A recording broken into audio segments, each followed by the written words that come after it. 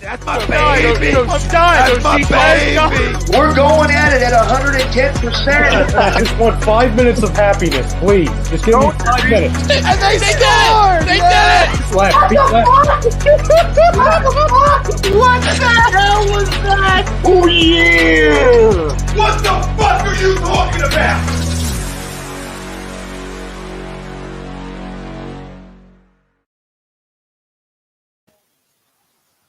Welcome, ladies and gentlemen, to a brand new edition of the Hockey Happy Hour right here on A2DRadio.com. I am Matt Tsutsudi, along with the Darkwing, Brian Daly. What up? And we have Frank, who's doing the ones and twos right now. Brodo will be joining us a little bit later. And as well, the Broken One, Rob Povia, will be here. He's going to jump in a little bit later on in the show. And with that, we are brought to you by Body Check Wellness. And we have a promo code going on, A2D. You get 20% off, created by the one and only Mr. Riley Cote. It is a company that is using several products that are helping to achieve wellness, balance, and recovery using the full potential of hemp. And once again, 20% off with that promo code. And if Mr. Riley Cote is on with us, you can get 40% off of a special setting, special box that they have of THC-free products. And it is an awesome little deal that they got going on. So stay in tune for that. And as always, check out bodycheckwellness.com and get 20% off with the A2D promo code. Also, we did have a devastating fire that happened down in Ocean City. Unfortunately, one of our sponsors was affected by this, and that was allcampusoc.com. We do not know the extent of the damage. However, though, if you give your thoughts and prayers, great. If you do want to contribute to helping them recover from this, they do have a GoFundMe. The link is right down here at the bottom of the screen. Anything you can give absolutely will help. They do a lot for us, so we're trying to hopefully get them back up and running as best we can. And if you guys can contribute to that, that is greatly appreciated from not just us, but from all campus as well. And one final sponsor we'll go into is that we all struggle with mental health and substance abuse issues. And if you watch the Flyers game, you might have a little bit of mental health issues. But besides that, though, we do have the Counseling Center and Sunrise Detox. Listen, man, if you know someone that you love, that you care about, whether it's a friend or a family member, it doesn't matter who. At the end of the day, if that person needs the help, do not wait. Call 856-651-8117. And if you are that person as well that does need that help, do not wait. Call 856-651-8117. The Counseling Center and Sunrise Detox. Don't wait. Don't wait. Don't waste time. Don't let an addiction take over, because terrible things will happen to you. Okay. Let's get started, shall we? What's up, Ritz? Well, let me be selfish. Love it. Yeah. So we, yes, Kirk, I did. I had to for a reason. No, the hair is not next. I'm going to hold on to the bitter end. Why? Because I might as well while I still can. Anyway. All right, guys. So the Flyers and the Rangers. Twitter question that we had was, COVID devastated the Flyers roster. Agree or disagree? Well, one could just look at the score and say agree. However, though, I think this game was just a perfect example of two things. One, you had that long, unexpected break due to the COVID. Yes, you did lose a lot of key players, and that didn't help anything. You come out of that facing a Rangers team that's lost 4 straight games in a row, so they've got a lot to prove in this game tonight, and they want to step up and get a big victory here because the losses they took were not pretty. So they had a lot to do tonight, and the Flyers were coming off of an unexpected break. They lost a lot of key players. Put that together, it's a deadly combination. However, though, the Flyers fought. It's just the Rangers pressed there at the end, and they almost snuck it out in regulation. The Flyers did just barely manage to get it to go to overtime. Couple of opportunities for the Rangers, couple of opportunities for the Flyers, and, of course, what ends it? The shootout. And as we all know, the Flyers' history in shootouts, it is not very pleasant, and it was not very pleasant tonight. There we go. That's what happened. Tonight, it was the result of the Rangers needing to get a win after 4 straight losses, Flyers losing a lot of players to COVID, and coming off of momentum being taken away. And, you know, some could argue that it really wasn't that much momentum because they only had 1 game where they had won. But still, at the end of the day, long wait to come back. I think a lot of that contributed to what we got tonight from the Flyers. Yeah, I mean, the big thing you got to remember going into this game isn't necessarily the desperation of the New York Rangers.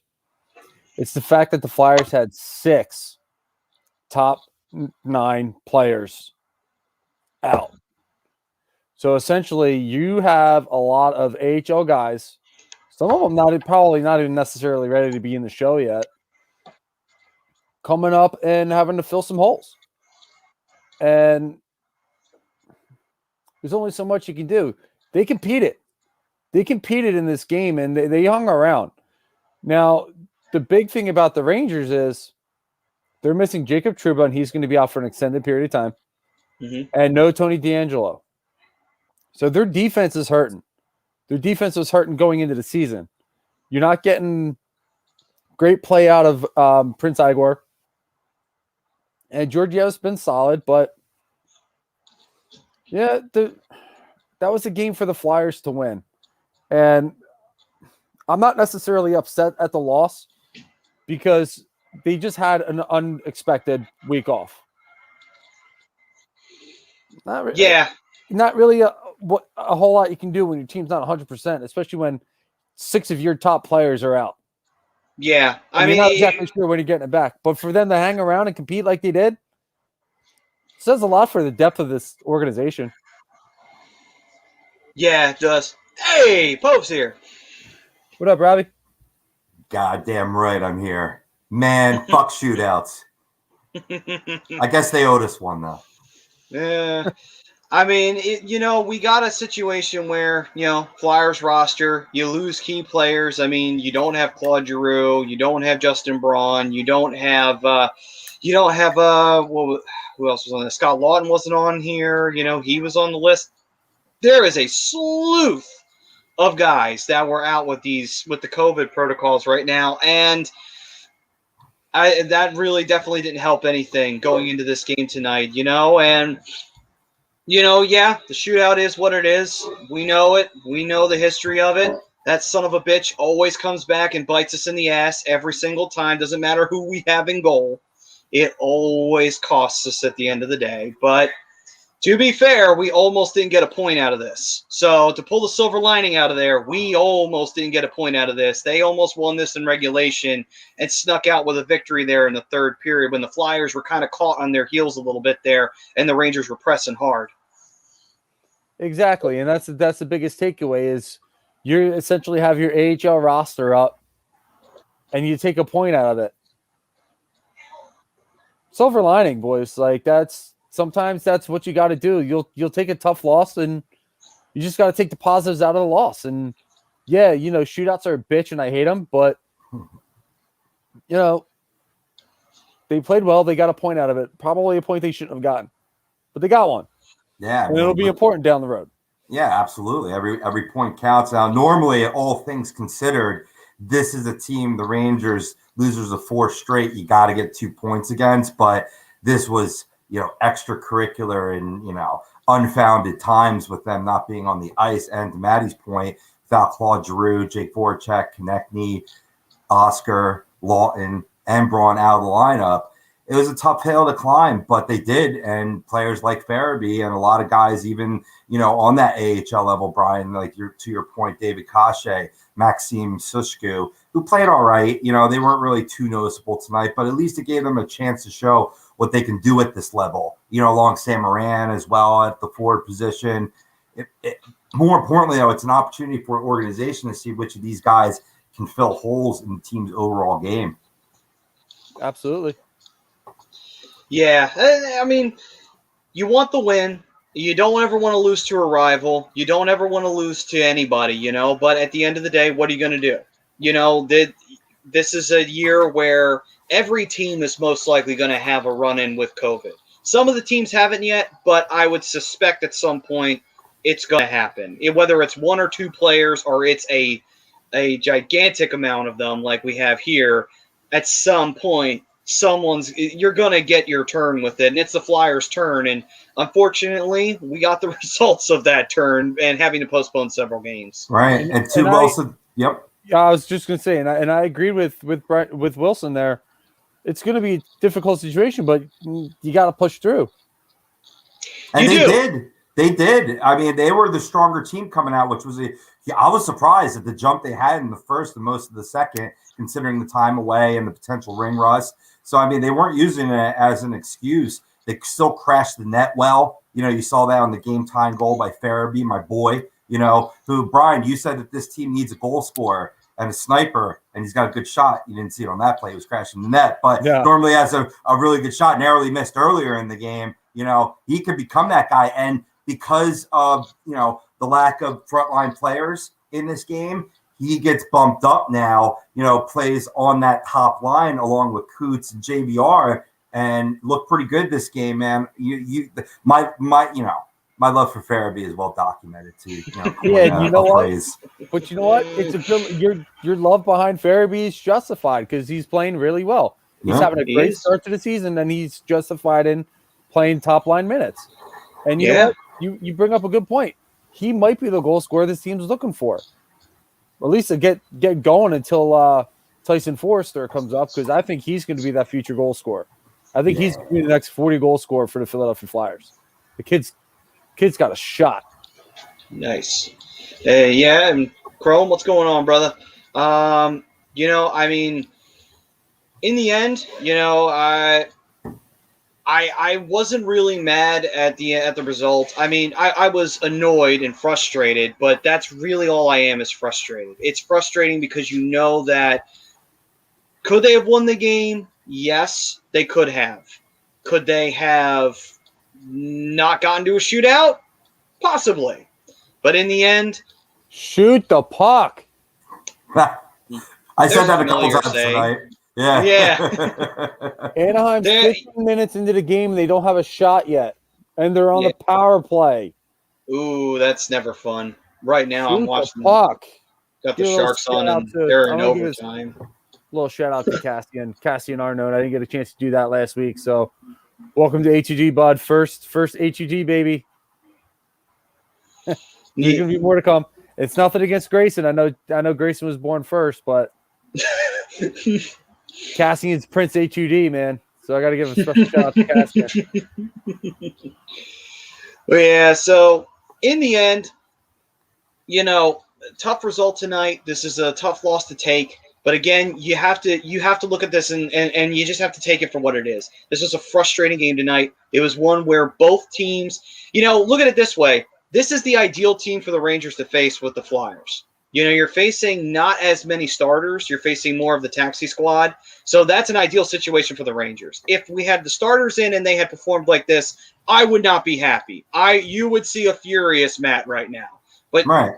It is what it is. We were victims of COVID tonight, but the same token too, I think that the Flyers did show something. It wasn't like the Flyers rolled over and died after they got scored on. They hustled up. They got that point. They tied the game. Joel Farabee getting a great goal, getting his 7th of the year. The kid can score in the clutch. And, at the end of the day, that's what led to it. And Hart played well. and he wound up getting a really good stop on a penalty shot. He made a great save on the initial try. Yeah. You know, fantastic it's just save. Fantastic on Buchnevich, right?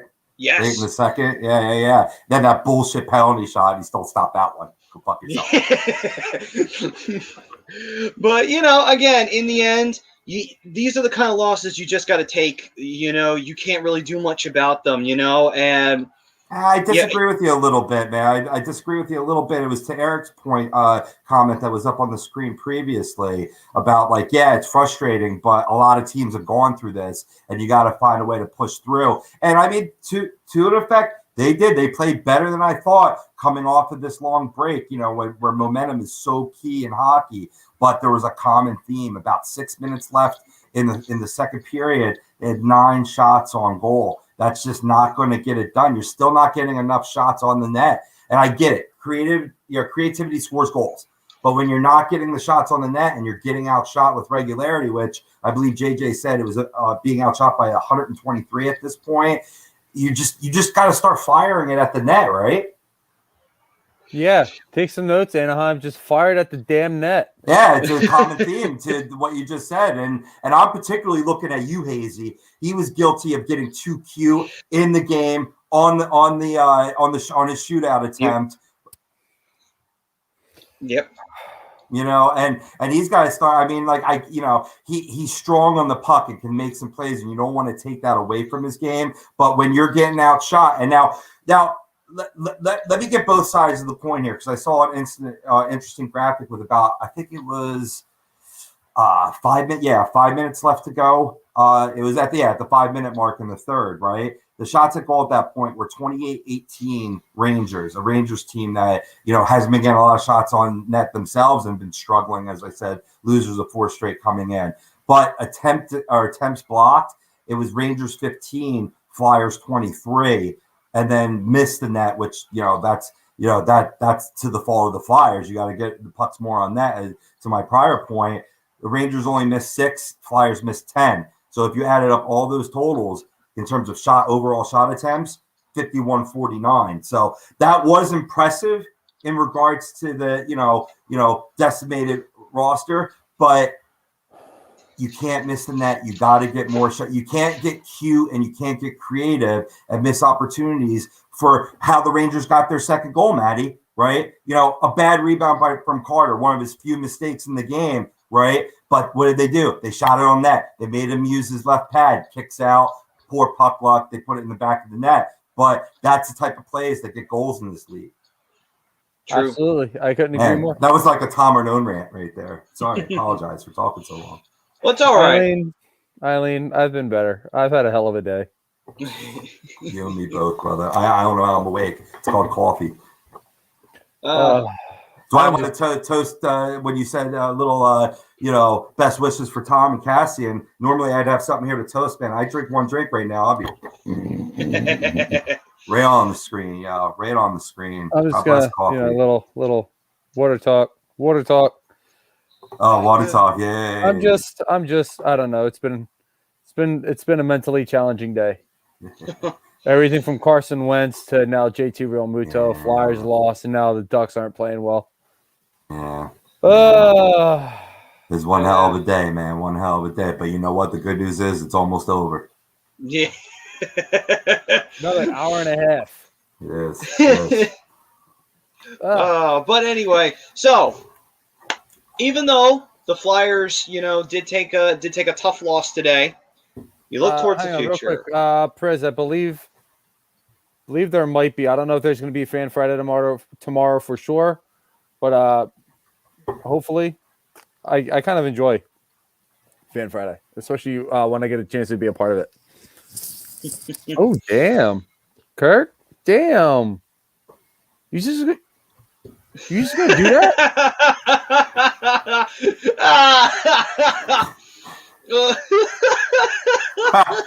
Damn.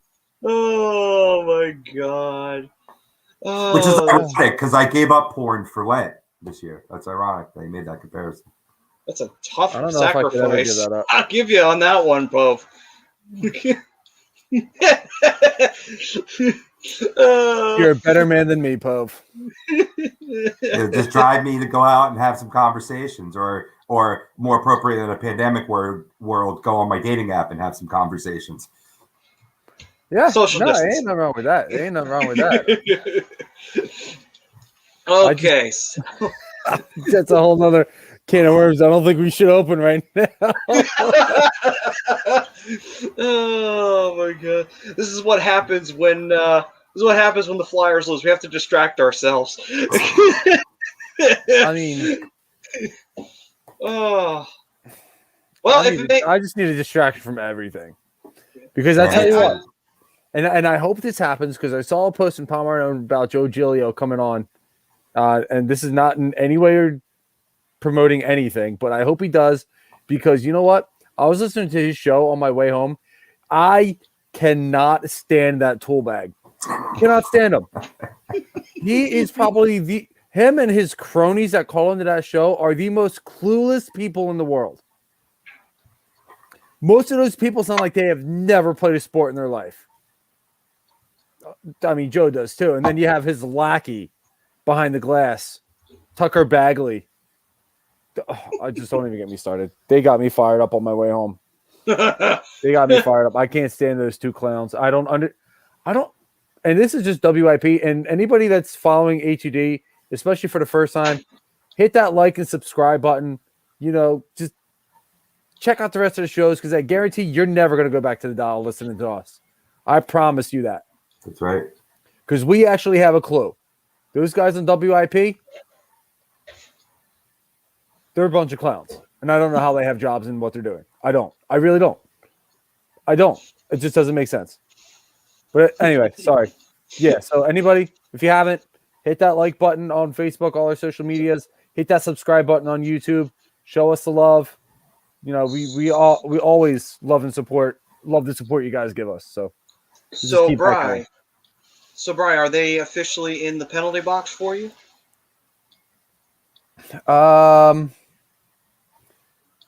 Bro, I think I've kicked them out of the stadium. Oh, like I've banned them. I've banned them from the arena.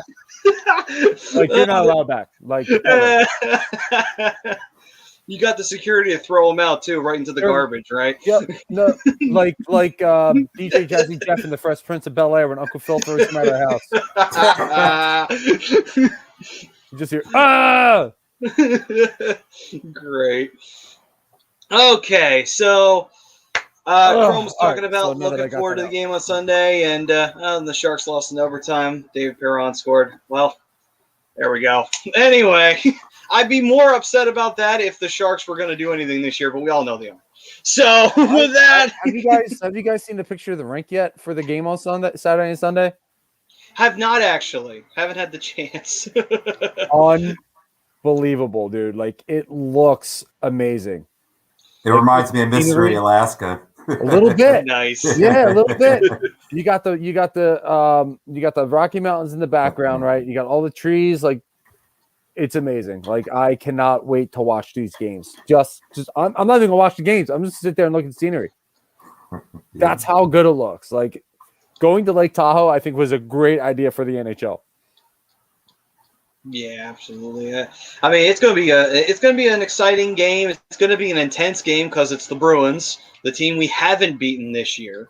So we're going to still be depleted. So it's going to be very interesting to see how this team handles going up against them. It's going to be very. Did you guys catch that? Knowledge that JJ threw down during the game about Ivan Provorov on Sunday? Actually, no. He said if he suits up and plays, which normally under normal circumstances you wouldn't see why not, but with the team going through COVID issues, you do never know. But assuming he does, he will tie former Rangers defenseman Dan Girardi for the most consecutive games played to start a career with one team for a defenseman. Man, that's a mouthful. That's a mouthful. That's what she said. Pretty awesome. That's pretty awesome. You don't see that much anymore. Kind of ironic of all people. Yeah, it's pretty ironic that of all people, it's Dan Girardi. Yeah, right. Yeah. I was surprised. I thought if you're talking to Rangers defenseman, I think Gravesy, a guy that could do it moving in the future. Leach. Yep. Oh, actually, Adam James was before. I meant to say Leach. Mm-hmm. Yep. No, it's all good. It's all good. Brodo, we can't make any promises about the Flyers. It's just kind of part of being a Philadelphia fan. You just get your heart broken time and time again. I'll guarantee it for you, Brodo. It's Chuck Fletcher. He's not Howie Roseman. Oh, True. He actually has intelligence. That's accurate. And won't give up on players prematurely.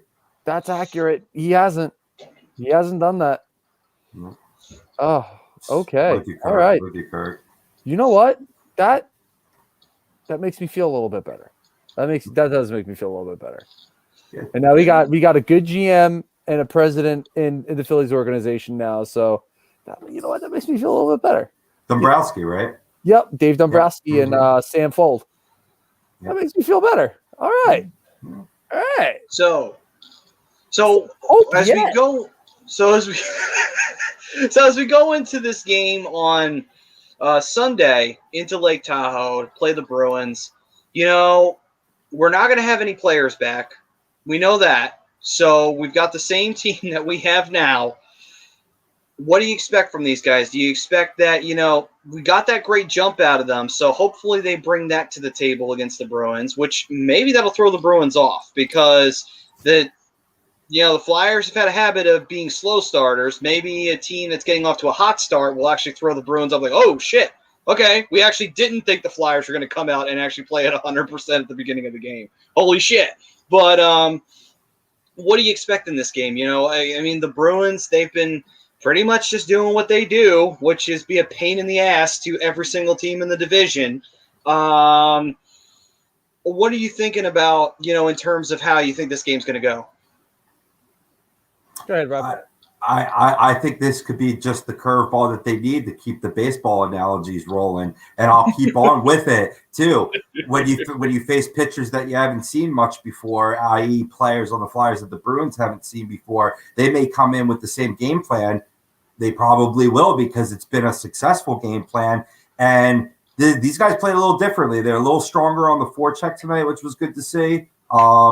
Definitely, pressing upon. Also, quick passes out of the zone. That's what's been the Achilles heel against the Bruins is too many east-west passes in your own defensive zone. They were really quick to get it out of their defensive zone and at least to the neutral zone, which doesn't allow teams to really change up their lines, cycle through them, and keep you penned in. So they could use some of that youthful energy. Now you got players like David Cachet and Maxine, who could, one game in, specifically for Maxine, have a little more confidence there, then you can maybe really see players of their ilk and the skill come to fruition. Yeah, no, absolutely. And I think one of the smaller highlights of this game on Sunday is going to be the outdoor game between the Kasha brothers. Because Andre's in Boston, and now you got David, who's probably going to be playing on Sunday. Oh, the storyline writes itself. Cool. Oh, absolutely. Absolutely. And as far as like the game goes, I think the Flyers are playing the Bruins better every game that they see them. But if Tuukka Raska's in that, and let's be honest, unless they're playing it back-to-back, he's probably going to. I don't like the Flyers' chances in this game. He just knows how to play the Flyers well. And we've seen it this season. We didn't get to see it too much last season because he didn't really play that much last season. I think he opted out at one point, but he hasn't seen a streak in Sean Couturier though yet this season. Correct? That's true. Yeah. That's true. You damn Plus right. He's playing real well. Yeah. Damn right, Kirk. Scotty Niedermayer, my brother. But yeah, I mean, I think you're going to see a tough game. I think you're going to get a little bit more of a physical game because the Flyers are going to be a little more desperate to try and finally get this win and lock it down. 2 out of the 3 games that they've played so far, they've had leads and collapsed. Yeah, not so much a collapse, but you get my point. Yeah. Another silver lining out of that is that they did not have a lead in the third period, so therefore they couldn't blow a third period lead. I will say this, at least we know they can also come back from a deficit in the third period. So that's another thing that we saw tonight, that, we saw the Flyers routinely get leads in the third, blow them, and then lose or win in overtime and just roll the dice. However, this time they had no choice but to get it into overtime, and they did manage to do that. So again, it's another one of those, okay, what if the roles are reversed? Can the Flyers handle being down in the third period? And apparently, from what we're seeing, they can. Even if their starters are not necessarily all available because of COVID, the team is able to still come back from a deficit late in the game where it seems like that should have been the end right there. The Rangers should have probably finished it off. And the Flyers were able to make them pay for keeping it down in their zone too long, and they took advantage of the extra attacker. Eileen wants to know our thoughts on Hexy. She didn't, unfortunately, she didn't get to comment in on the show last week. She was fortunately put into Facebook jail for, that's kind of a bullshit reason. Yeah, they've been coming in full force lately, man. Mm-hmm. I love it for Pittsburgh. I do. I'm going to be frank with you. They're in a retooling phase anyway. Who better to get than one of the better guys who can evaluate talent in the league? You're going to be what with me now? Nope. Huh? I was looking down. That just scared the shit out of me. Oh, God, Frank. Who else but me? Oh, my God. Oh, God. That should be a T-shirt. We need to get, you know what? Either all campus or Philly drinkers, we need to call them up right now, and we need to put Pesby's face on. No. That's the last. They see enough of his face. I love Frank, but I'll be honest. Like, Pittsburgh's in a retooling phase, so for them to land one of the best player evaluators in the league, in my opinion, and there's a bunch of good ones, but to me, Hextall's been the best so far. That's great for Pittsburgh. The Flyers fired him. They did. Not like he resigned. If he resigned, it's one thing, but the Flyers let him go. I'm okay with him. I'm okay with him going to Pittsburgh. Yeah, I mean, honestly, I don't really look at it. Oh, if I see your comment, you better knock it off. Are you mad that he's stating a fact? About Scott Niedermayer being a scumbag? Well, he played for the Devils, so that made him an automatic scumbag. Just off the bat.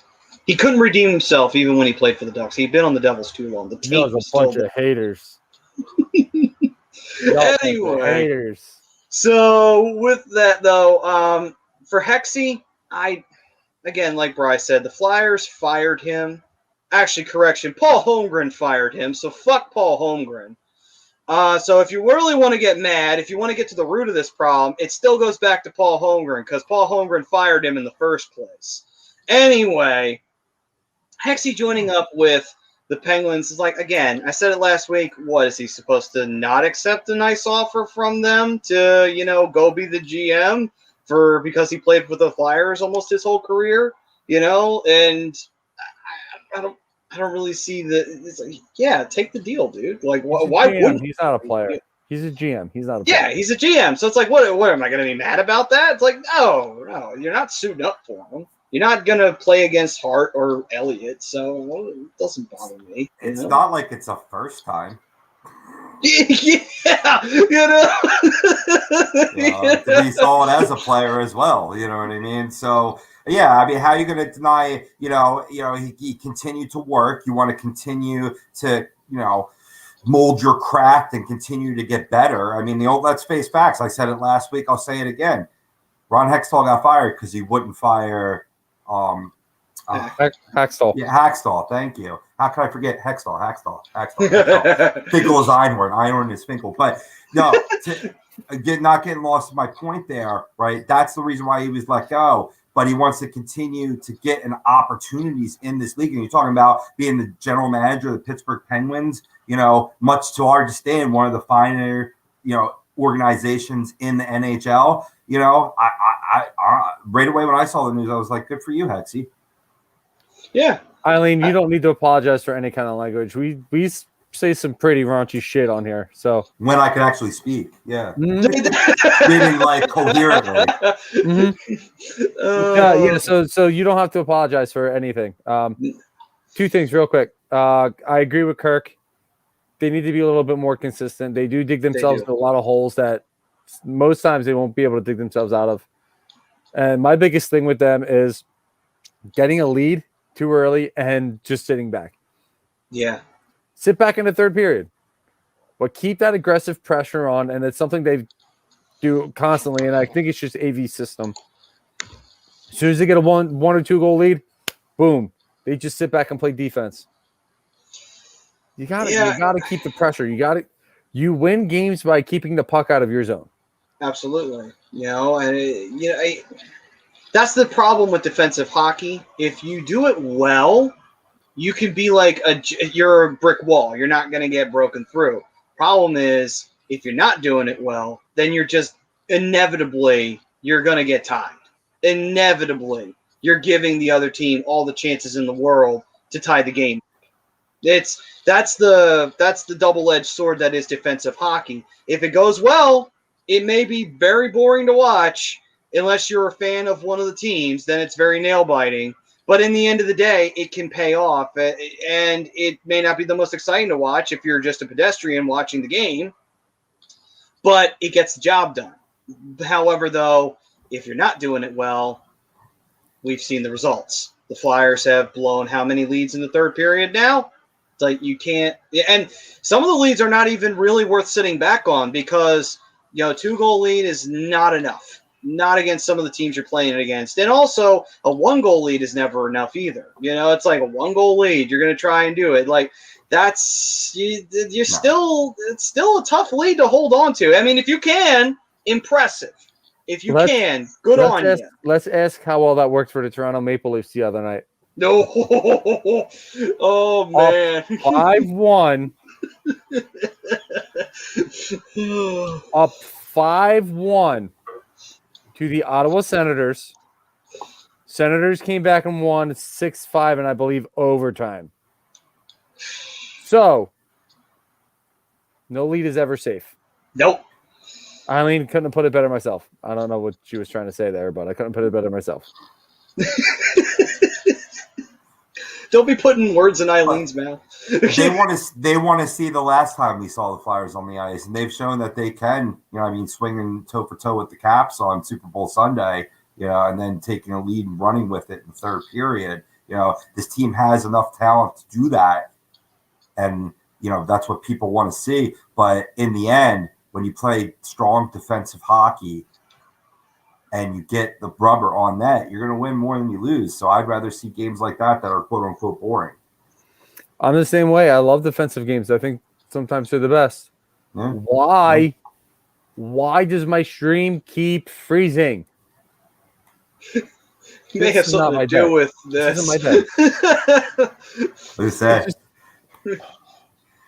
It went from B Dales to B Vegas. He's got streams all over the place. I'm about betting on games, making money. Actually, I didn't put any bets down tonight. No bets? No bets tonight. I went 2 for 4 at the Super Bowl though. Nice. Just put it all on Brady. Every time. You can't bet against Brady. No. The dude's got 7 rings. Like, Not smart money. He's the GOAT. Say what you want. The dude's been to 10 Super Bowls, has walked away with 7 rings. No, I gotcha. He's probably going to get more. So, with everything that's happened, overall, summing up everything, with the way that it is, we're just going to have to slog through what we got right now. It's tough, difficult situation to be in, having a depleted roster, needing to, still battle through because the games aren't going to stop. You got to keep going. Again, tough loss tonight. You walk away from this knowing that, hey, we almost lost it in regulation. We didn't. What did we do right? What did we do wrong? Pull away what you did wrong and say, okay, we need to fix that and we need to fix that. This is why this happened and this is why that happened. Look what you did right and said we need to keep that going and prepare yourself for the Bruins. That's what you got to do at this point. And that's all you can do at the end of this game. You got to make in-game adjustments as well, and that's something I think AV isn't very good at, is making the in-game adjustments. So they'll play a good first 20 minutes, and then they'll lose the momentum, and whoever they're playing will regain it, and he just doesn't adjust to it. He just keeps it's kind of like the Philly thing, is bringing in coaches that don't know how to adjust. And when we finally get one, we're like, all right, yeah. And then it just kind of falls back into, all right, this guy just doesn't know how to adjust.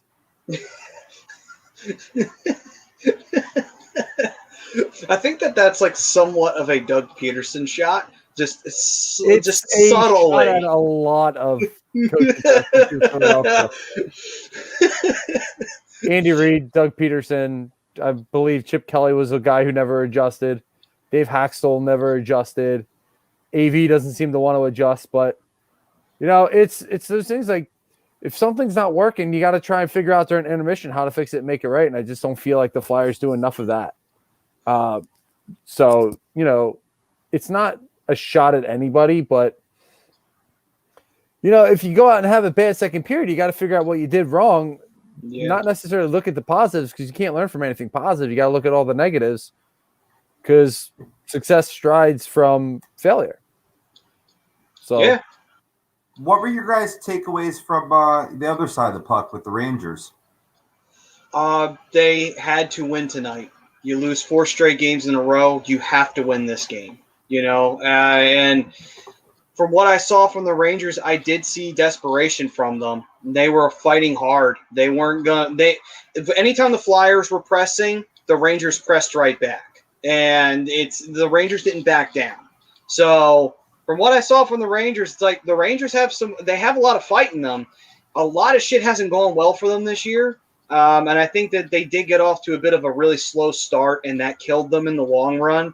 There's been a few players, that haven't exactly lived up. I mean, obviously we talk about the big elephant in the room, Lafreniere, who hasn't exactly come out and said hello to everybody in the NHL yet. I mean, he did have a game-winning goal, but I think that's been the big highlight of his entire season so far. And the only one, but I mean, let's be fair. I mean, not everybody can take off when they make the jump from juniors to the pro level, no matter how talented you are. Some of the big names struggle. I mean, it's hard for the comparison to Crosby and McDavid. That might be a little unfair. Maybe those are 2 players that didn't struggle out of the gate. But otherwise, you're going to see the struggle a little bit. Yeah, absolutely. And Jesse does bring up a good point about the Flyers not consistently shooting the puck, and he's not wrong, and you were right to point out Hayes, because I did see Hayes. He did a little stupid play with the puck instead of just shooting it on net, when that eventually caused a turnover in the offensive zone. It's like, fucking pointless. But you got to choose when to make those plays. Game context. You're up by like a goal or 2, and you're trying to put them away. Right? You're out shooting that team. Yeah. They're playing you strong, on the shot because you've been peppering them. Then you make the creative play, but you got to pepper first. It's like in baseball, make a great analogy. You're not going to throw a changeup before a fastball, because what are you changing up from? You got to lead off with the gas and change up from that. And yeah, I speak facts. Mm-hmm. It's the perfect analogy, to be completely honest with you. And Brodo has a question, he said in the private chat. Brodo, feel free to fire away. I have a question. He sounds so excited. You know the type of day this city has had. I mean, I would show you my current state right now, but it would become a meme right now. I'm laying on the floor in the dark. Okay, I mean, what do you want from me? Right? I feel you, dude. I'm in the same boat. Brodo. Yes. Brodo, would you feel like it would be on the same level as your Andy memes, or no? Nothing can compare. No, nothing could compare. But no, I know for a fact it would be a meme, because I would meme myself. Like, I would make the meme. Just 'cause I would feel obligated to. My question, because I'm looking for any semblance of hope. I am. I'm grasping here. But I've seen not a lot of Flyers fans jump off the wagon per se.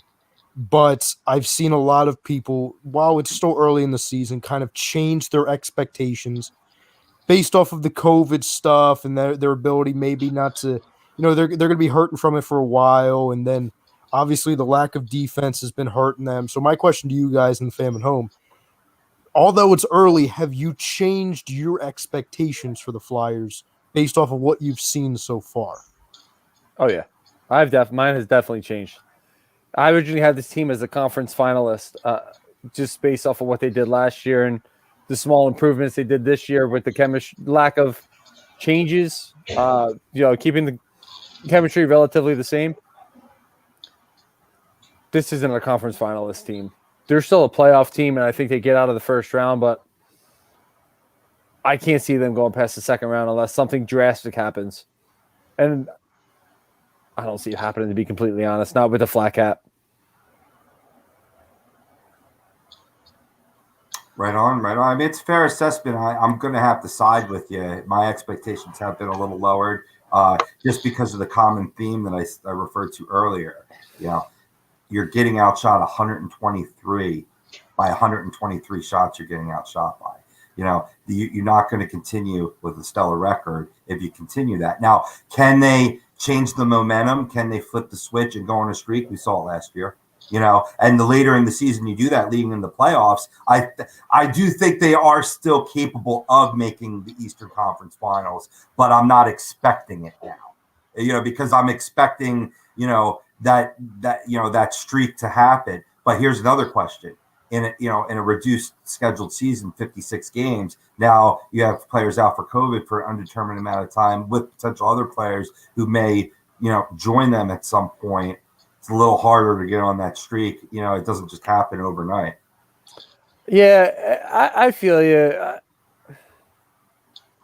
This team is too inconsistent for me to think about getting any further than maybe the second round.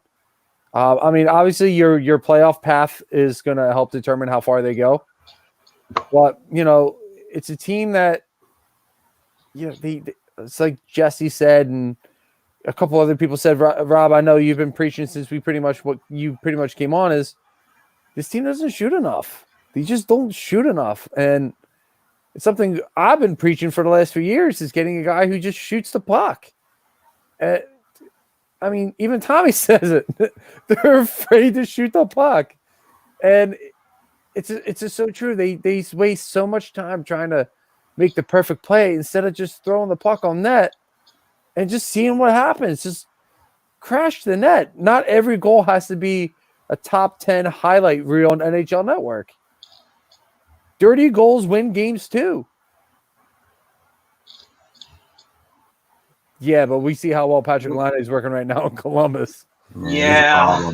He's a problem for sure. He's a problem you don't want right now. Another thing we haven't seen is consistent play from Carter Hart this season, right? And you're starting to get that now the past couple times that we've seen him. He was fabulous in this game minus that one sloppy rebound, right? Now, his numbers start to stabilize. That could, definitely be a feather in the cap for the Flyers who did, however it happened, they got off to the good start. So it means that they're in a good position to where you get a hot goaltender, you patch the pieces with taxi squad guys until your big boys come back, and then you get rock and roll and going on the streak. That's why I'm saying it is possible, but lockdown coming into the season with getting pieces like Oscar Lindblom Black, who's been struggling, to get his game back from, pre-cancer, and Nolan Patrick, who I've said has been playing well. He's sort of missing in action tonight, but he has played overall,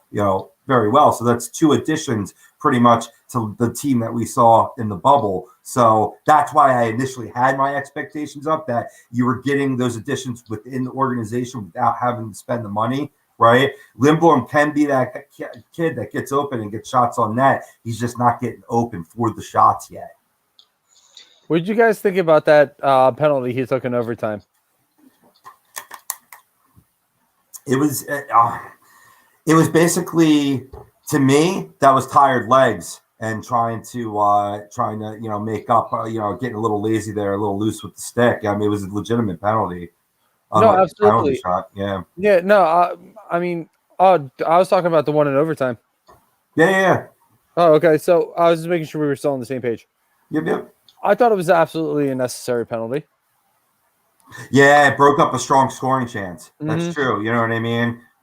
I mean, he, like I said, the little less lazy legs. He's in proper position to not have to foul him. But yeah. I mean, you don't want to give up there. In that situation. 3-on-3. So. It was a great. The penalty kill in overtime was fantastic. They played excellent, man. Like I was really stoked for that, and they killed it and had 30 seconds left to gather some offense. I thought we were winning it there in the last 30 minutes. Sorry, that penalty kill looked good. Maddie, what are your thoughts?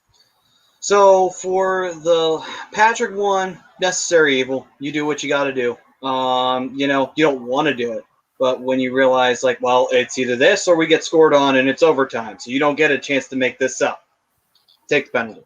The trade-off is what it is. Now you take the scoring chance out, but you trust that your penalty kill does their job.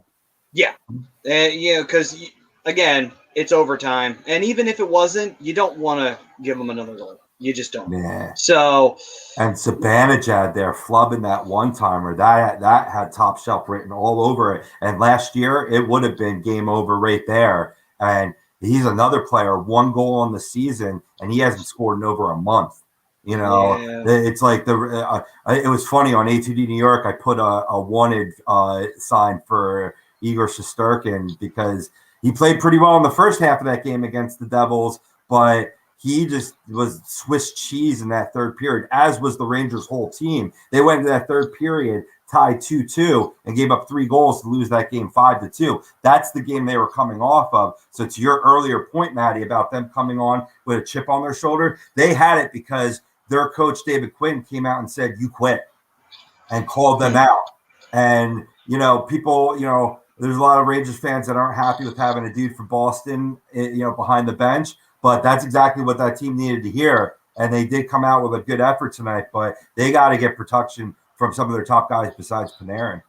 By the way, if you haven't already, make sure you give a like to HUD New York, Florida, Texas.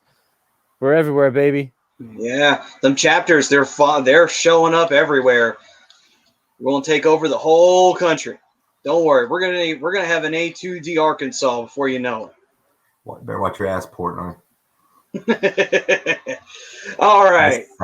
I'm not exactly sure what we would cover in Arkansas, but I don't know. I'm just throwing it out there. That's why. Anyway,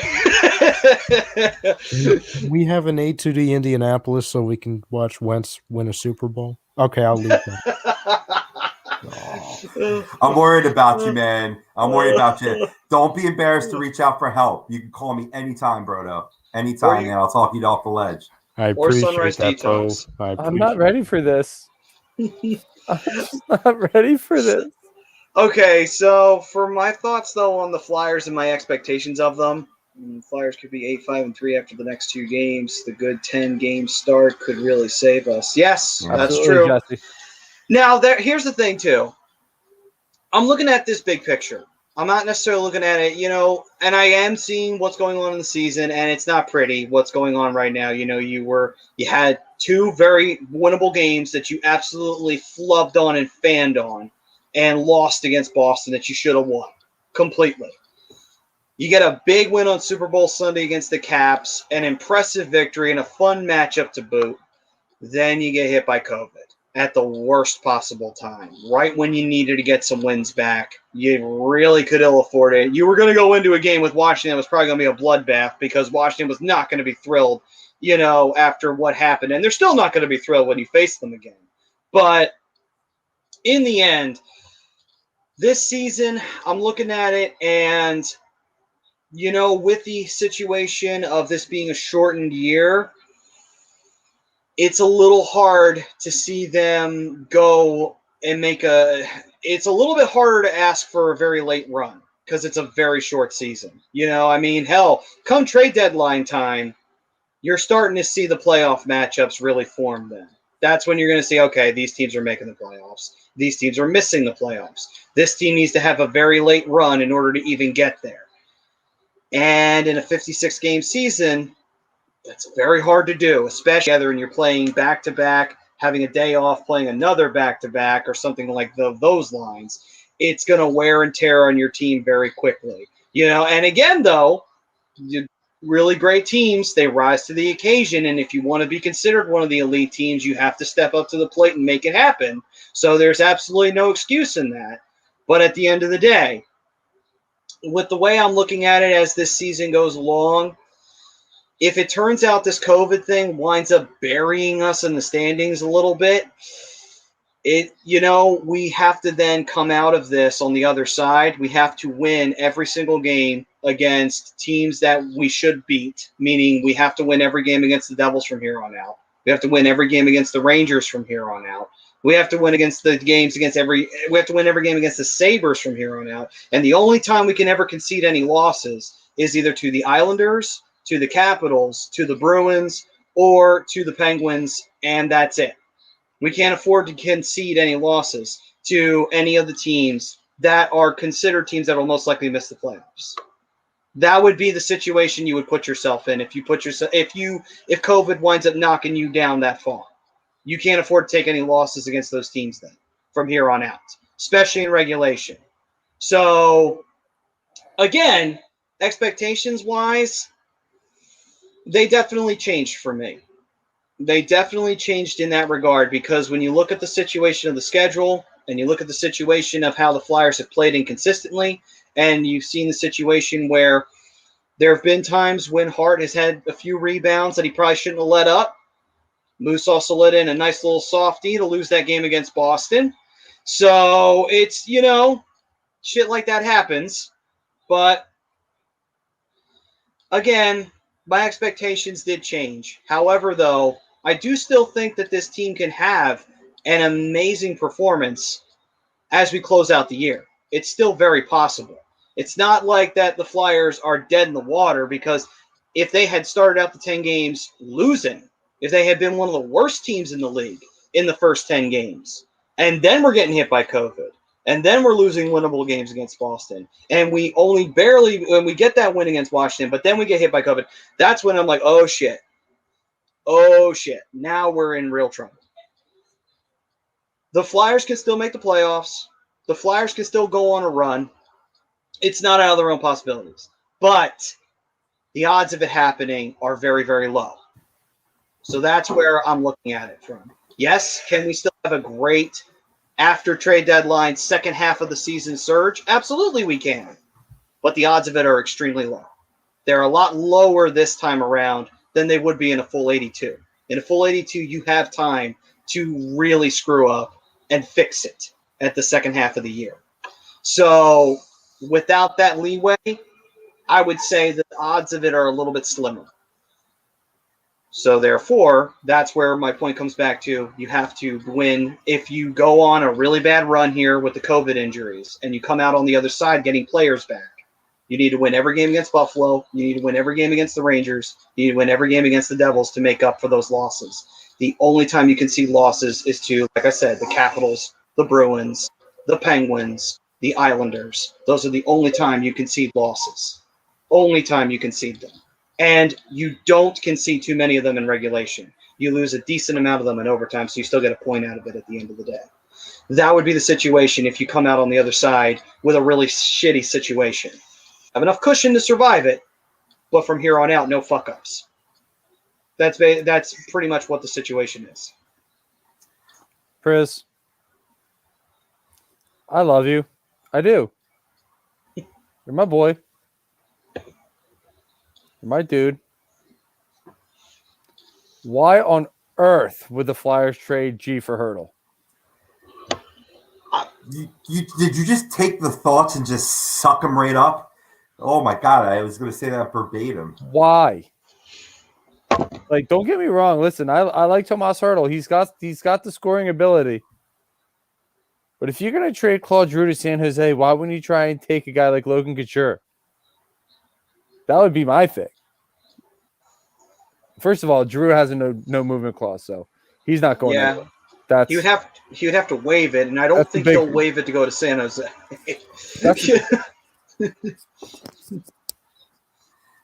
I mean, I knocked my thing out. Sorry. His comment afterwards, I mean, is right. If you do want a center that shoots the puck more, not looking for the assist, yeah, I get that. But G can be that. You know what I mean? I told him that I do love G like a fat kid loves candy, and maybe I'm a little biased and and whatever. But G, at this point, you gotta retire a Flyer. You're not, every game he plays, the potential value you're not getting on return. So it's senseless to make, and there's a reason why particular players have that no trade clause. To your point, Brian.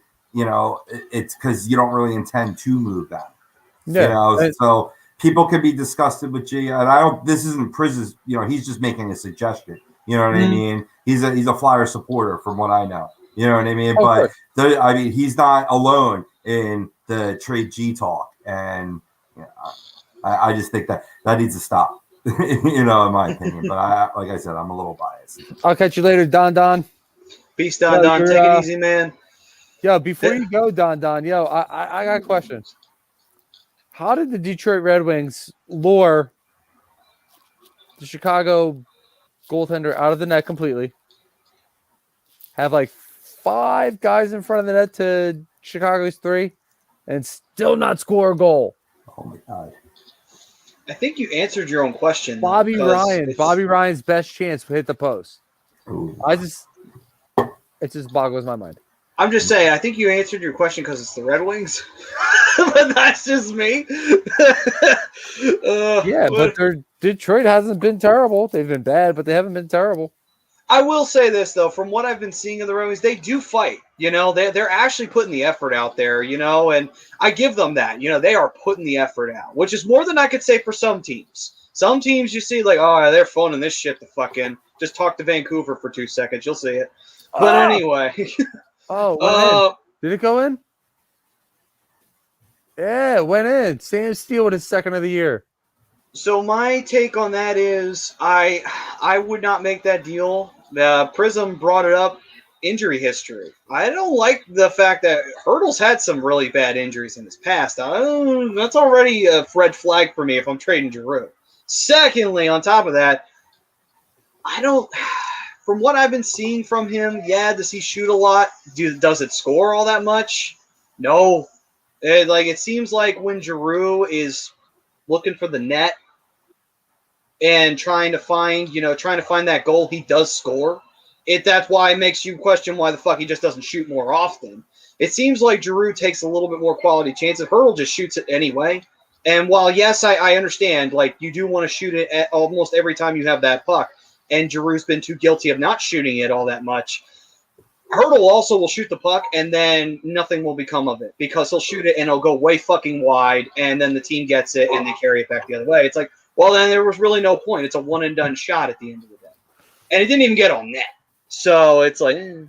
Don, I wouldn't kill you. I love you too much. Anyway. I didn't get a chance to poke any fun at you tonight. Oh, my God. But, my overall, I would say, again, I know it's tough right now. Flyers losing this game, and yes, the Carson Wentz thing and everything like that. I get that. That shit sucks, and when it's raining, it's pouring. But again, remember, and you're going to get to my big picture to finish up what I was going to say. Look at it this way. Remember how young the Flyers are. And I know a lot of people don't want to hear that. I know some people are like, oh, really? You're going to throw out the youth thing? Yes, I am. You want to know why? What's the average age of this Flyers team? What's the average age of the players on this team? Not very old. So when you get right down to it, this is a very young team. Shit like this is going to happen. You're going to get inconsistency with a young team because they're still trying to get into that game. How many of these young players, how many of them have played a full 82? Not many. And we saw tonight, for example, Sushko, first ever game. First ever game as a Philadelphia Flyer, and Kasha, he's only played, 7 games for the Flyers? Yeah, he had a goal, but it's only 7 games. It's like, that's nowhere near the sample size that you need. Again, very young Flyers team, and still plenty of young pups in the pipeline that still haven't even scratched the team yet. So again, I am a little disappointed I was a little disappointed in Provy. thought maybe he'll step up and he'll be the leader of the defense. I was a little disappointed in that with the way that the defense has blown third period leads. But it isn't just the defensive side, and it's not really all Provy's fault. Their other pairings haven't exactly lived up to expectations at times. And yeah, the forwards also need to play defense too and not turn the puck over when it's time for them to clear the fucking puck. But again, young team. Keep that in the back of your head. Like, that's the one thing that also you have to fall back on. It's like, this is still a very, very young team. It's not like we're dealing with it. But in that same breath, though, Maddie, there's a lot of vets on this team that have been around long enough to know, that they need to support the defense. They need to, to not be in bad positions. But this team seems to find themselves in bad positions all the time. And that takes away from goal scoring. And that puts Carter Hart in very precarious positions, which I can't tell you how many times his defense has let him hang out and dry. They have. That's, their young thing it's getting kind of old. At some point, you got to hold these guys accountable, not just because of their age, but these guys are professional players and have most of the defensive corps has been up 2 or 3 years now. The forwards, I'll give Farabee a little bit of leeway, but the rest of these guys have been up for the most part 2 or 3 years. They got to be better. If they want to win a cup, they have to play better. No more of this. This team is still relatively young, but in that same breath, they have a good mixture of veterans in here as well. So somebody's got to be held accountable. Who are you going to hold accountable right now? I mean, captain obviously should be your number one, and he doesn't necessarily hold himself accountable or anybody else at times. It doesn't seem like AV does either. But there needs to be accountability in that locker room, and as of right now, I don't see any. And we got to get past they're still young because they have the vets on this team. And these young guys have been up long enough that they should, at this point, know better. I have 2 questions for you guys. 2. Sure. On the Brian point with AV. Now, this was something that was, because he was obviously a coach for the Rangers.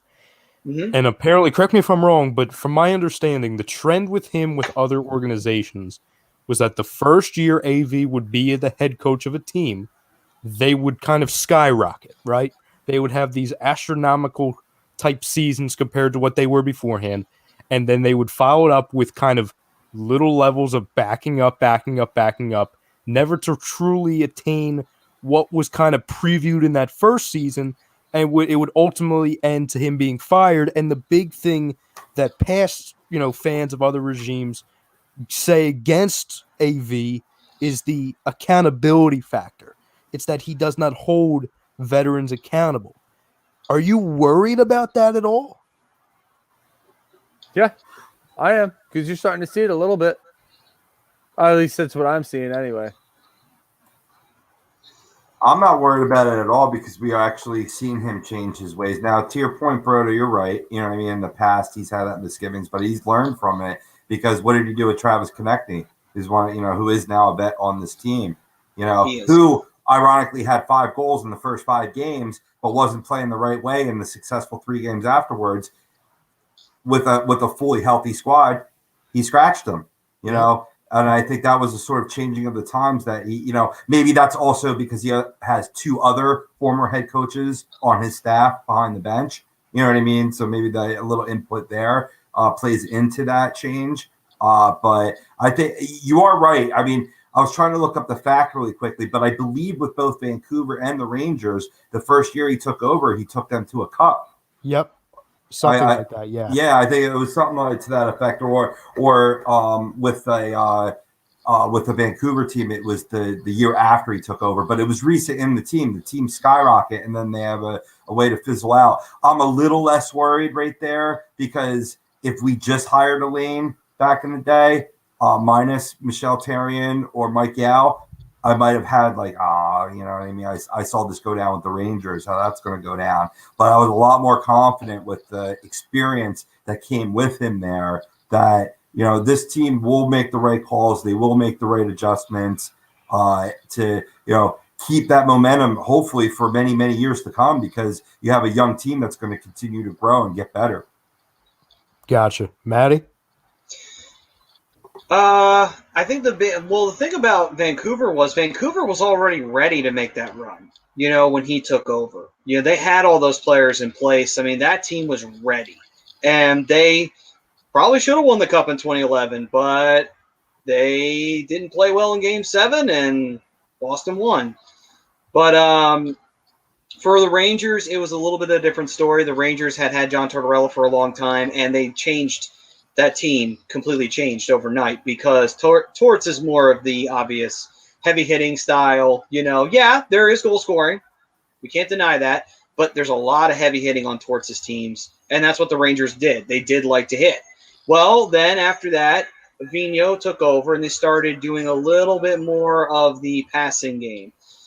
And that worked for the Rangers for a period of time because they had skill players for a little while, but then those skill players left because they started making some trades, particularly with Tampa. And then eventually that skill left. And so then eventually we realized, oh, okay. So the right players are not here for AV to succeed in New York. And then New York decided that they were going to retool, and AV was not a part of that retooling. So, and that was it. Also, I think another thing, too, about that run to the Cup final, a lot of that has to go on Henrik, because Henrik had one hell of a year that year they went to that Stanley Cup final. And he did everything but win them a cup. That's the one thing he couldn't do, And unfortunately, when it came time for the team to support him, they fell. They fell apart in that Stanley Cup final against the Kings. But, I mean, you look at it, with the A situation, if it does come down to it where we are starting to see the Flyers, if we go into this, if next season rolls around and we see the exact same performance from them that we've been seeing from them this year so far, and it doesn't change this year and it doesn't change next year, that's when it's like, okay, now we're really going to have to start asking some questions, because it's like nothing changed from this year to that year. Nothing, we haven't even come close to scratching what we did the first year you were in. So that's when it's like, oh boy, we've been here for 3 years and 2 straight years in a row underperforming. Doesn't look good on you, and it's not a good look. Not a good look at all. Nope. But like I said, there needs to be accountability, and I just don't see it right now. Nobody's learning anything. These rookies are still making the same mistakes over and over again. There's no leadership. There's no accountability. There's nothing going on that's going well for the Flyers right now. They have the talent, and we've seen it, but when they play well, it all looks good. But when they play bad, it looks bad. Yeah. Bad. This is a team that's fair. But not doing anything well, that's a little unfair. I mean, look at what they did against Boston last year. Yeah. They've fallen apart 3 times against them this year. That's not good. That's not something you want. That's I'm not saying that's a step back. You know what I mean? Yeah, there's a lot of holes to the game. Yeah, I get that, but I mean, they are doing. In certain areas, they're playing pretty well. Particularly tonight, I loved how they crashed the net, and their overall net front presence has been pretty strong this year. But a lot of inconsistencies in other areas of the game. It's weird though. Like we see, that's my biggest point is it's a lack of consistency, and a way to get more consistent on things is holding your players accountable for not doing those things right, learning from the mistakes, and it just doesn't seem like that's something that they're doing this year. It's weird because it seems like it seemed like they figured out what they need to do to fight the Islanders, but even then. You could go back to those games. They blew the third period leads in both of those. The one, it was a 1-goal lead, and the Islanders were pressing them hard. So it's like, okay, that's no shock they tied that game up. But then the game after that, when they had a 2-goal lead and they pissed that away, and then they had to win another one in overtime, you could even go back to that. It's like even when they won, that third period is what's really scaring me with this team. Seems like that third period, when they get those leads, for some reason, they go out on that ice, and even if they start the third period great, they figure, okay, this team's done. We got them in the bag. I'm like, no, you don't. No, you don't. You don't have anything in the bag because you still got time left on. Until that clock says 0 and you hear that final buzzer, you ain't got shit because that could go just like that. Right, you talked about what happened with Toronto and Ottawa. Shit like that can happen when you start taking your foot off the gas. And it has. It has happened. It happened to them multiple times this year. Too many times. You know, everybody was curious and worried that trends are happening. A trend is happening. You know what I mean? Like, that's not exactly the trend you want. Coming out of the third period, they're playing because the only consistency they have is playing in their own zone in the third period. And it comes back to bite them in the ass every time. They can't close out a game. And the sad part of it is, too, is that I think I think the worst thing, I mean, JVR is playing great, but for $8 million, you can look around the league and go, you know, I mean, JVR, though, in an ironic way, he's actually playing his salary worth this year. You know, I think he heard everybody calling him out on his shit on social media, and all of a sudden he's like, "Oh, hey, I wanna play." You know, the ultimate thing that I would say is like, really, when you break the team down and you get right down to it, that's the one thing that they really need to start locking down is that third period. And the shame of it is, the one time it looked like they were going to lock it down in the third period, Moose gave up a softie and we lost to Boston. And now it's like, oh, great. So when they can play great in the third period, we fucking lose. Like, wonderful. That's not fun to have that bad luck. But, you know, you need to make that consistent. Because after they won the game against Washington, but that third period was scary as shit. It wasn't until Lawton scored that goal that all of a sudden it's like, okay, now we're in a good spot. Okay, now let's see if we can hold this. We just went up by 2. Let's not take our foot off the gas here, you know? But anyway, I believe Brodo had a question for us. Brodo? Oh, actually, you know what? You guys have a lot you still have to get to. I'll save it for next week. I will save the question for next week. All right, then. So, overall... I don't like cliffhangers. It's all right. We can prep for it. You know what? I'll actually tell you the question now, but I don't want you to answer it until next week. So you have a week of homework to do. Are you ready? Homework. Okay, sure. Boo. Yes. I'm going to be that guy, and I'm going to give you homework. I'm going to do it. Here's your homework. And fam at home, you can feel free to chime. I'm not trying to give everyone homework, but if you want homework, go ahead.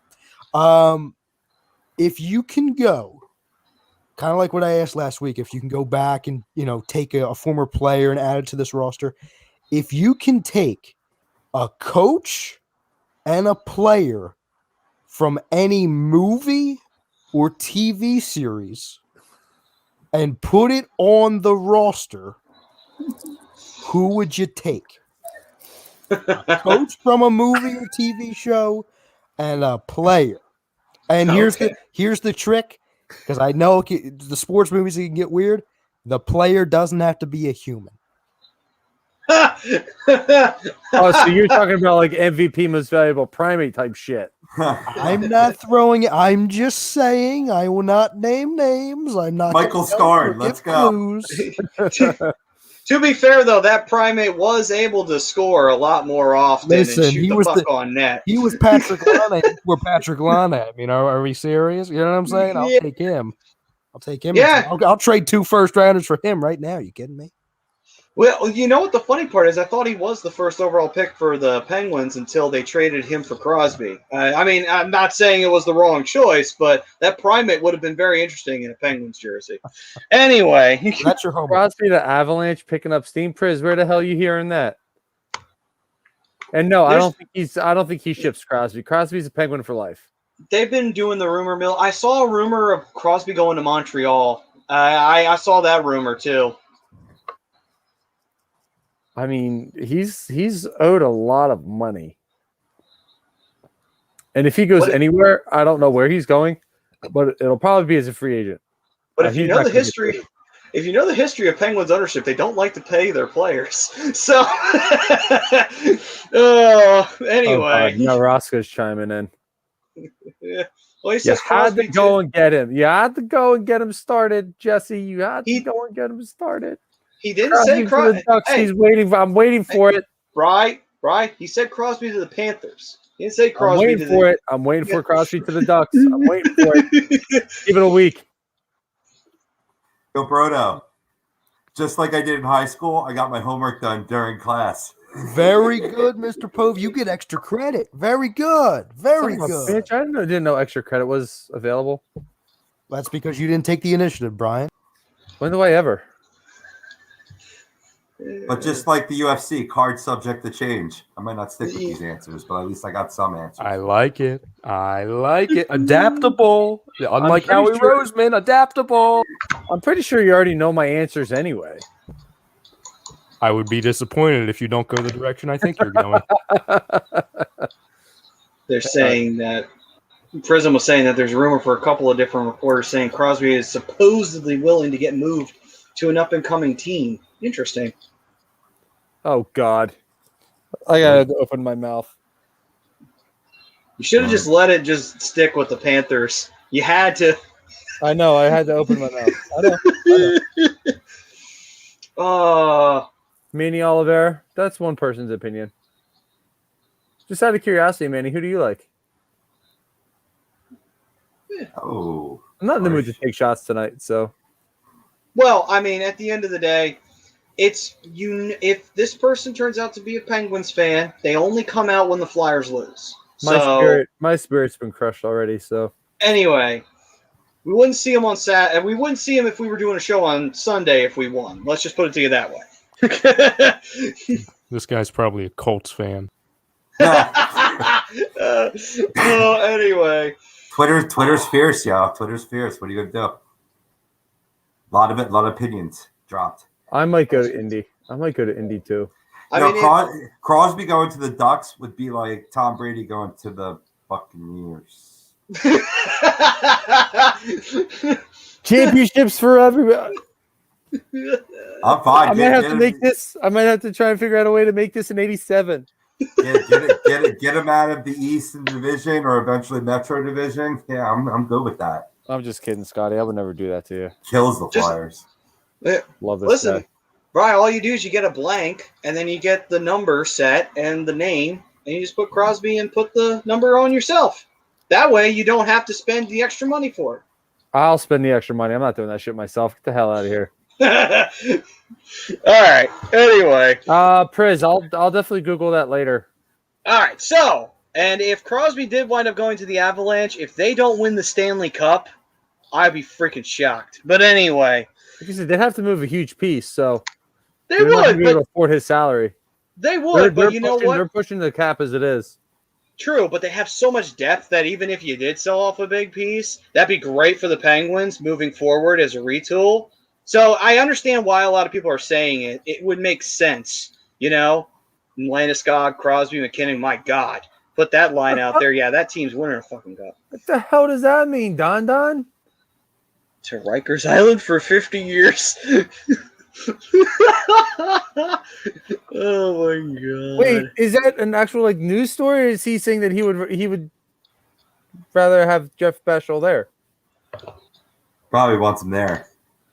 Jesse, just so you know that even without Crosby, that power play is still pretty unfair.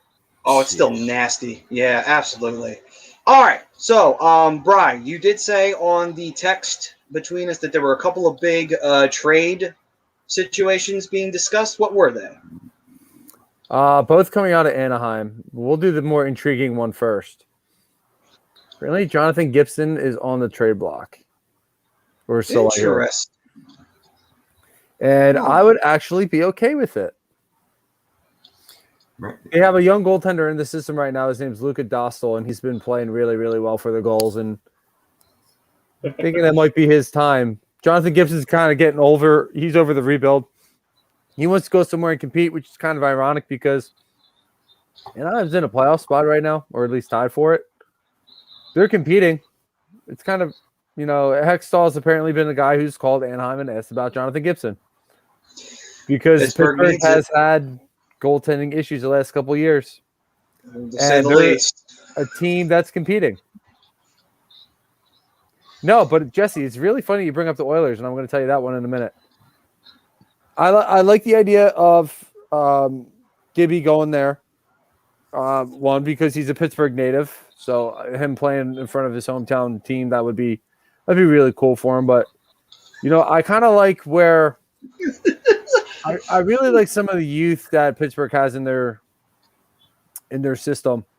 A couple guys, obviously, I would keep my eye on is Kasperi Kapanen and see if they trade him again. Jake Gensel would be another one that I would definitely keep my eye on. Jason Zucker would be another name as well. Just a couple guys like maybe if they have some, I don't know, some young prospects, some NHL ready prospects that are, willing to be moved, and I see Gibby definitely being moved by the end of the season. Just Dassel's going to come up soon. Like I said, he's playing really well in San Diego. It's a matter of where. And as far as the Oilers go, I do hear another name going to Edmonton from Anaheim, and that's Ryan Getzlaf. Getsy's another guy. Oh, I just saw he changed my name. So, I mean, for Getzlaf, I could see definitely being a more intriguing spot to land is the Oilers. You put him on a line with Leon Draisaitl. Would be just absolutely filthy. I'm sure another guy coming back our way would be a guy like a Ryan Nugent-Hopkins, a younger player who has the ability to shoot the puck, has some offensive prowess. I would definitely try and see if I'm trading Getzlaf, I would definitely be asking about Jesse Puljujarvi, who since he's come back to the NHL has been really, really good. He had a really nice setup last night against who did the hell they play? Winnipeg. Had a nice goal there with McDavid picking up his 500th point on that play. Just a couple ideas. I don't know. I'm just spitballing here just to kind of kill some time and see what other people say. But I would love to see Getzlaf traded. I would love to see Gibson traded. Like, personally, as far as Gibby goes, he'd be the one I would rather keep. But you got to free up some spaces here for some of the young guys. If Gibson. Hang on, let me try. I'm running into Rob's problem right now. I can't talk. If Gibson does want out, which apparently part of my life right now, everybody wants to leave. Damn.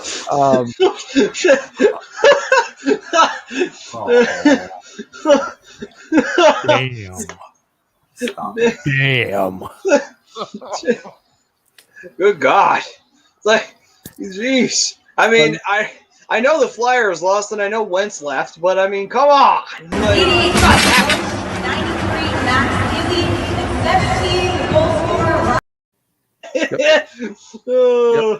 Oh, was that it? That was the one that triggered Flyers Nation, Brodo?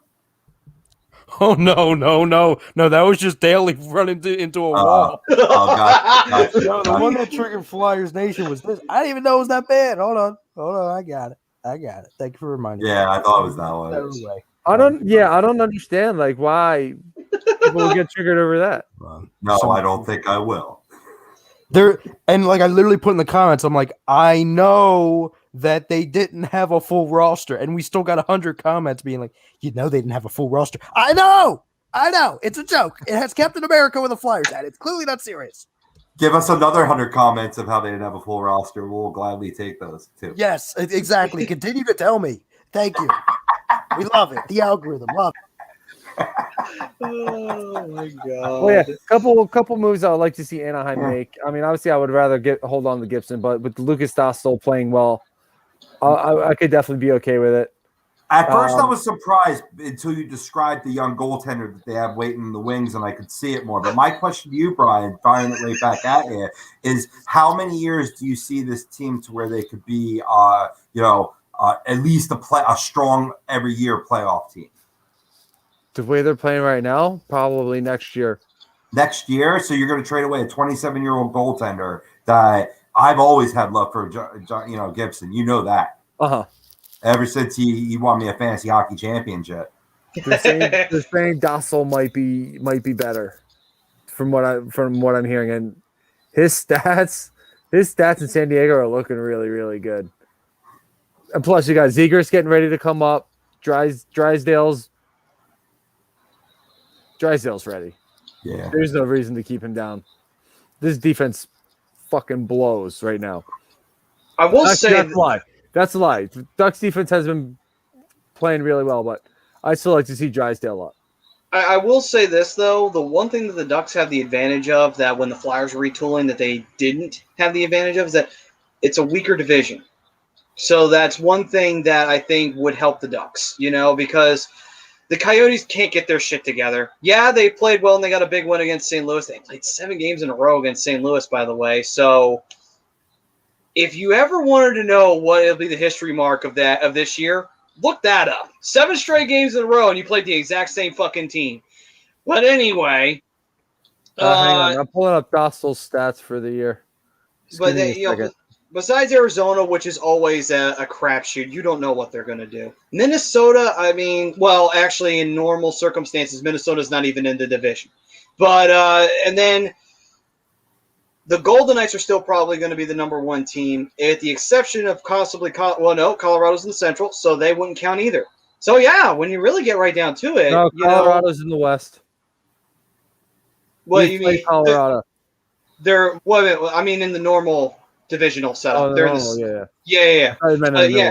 I'm just looking at it for next year because in the Pacific Division, it's a little weaker than the Central Division. So that might actually benefit you guys in the end of the day because you guys get to take advantage of it. At that point, it's not going to matter because the Anaheim will be ready to compete regardless. Lucas Dostal in 5 starts, in 5 games, is 5-0 with a 2 goals against and a .950 save percentage. Now, the question is the transition to the NHL. That's the big question moving forward. That's a cheap shot. Involuntary Game 7, that's a cheap shot. I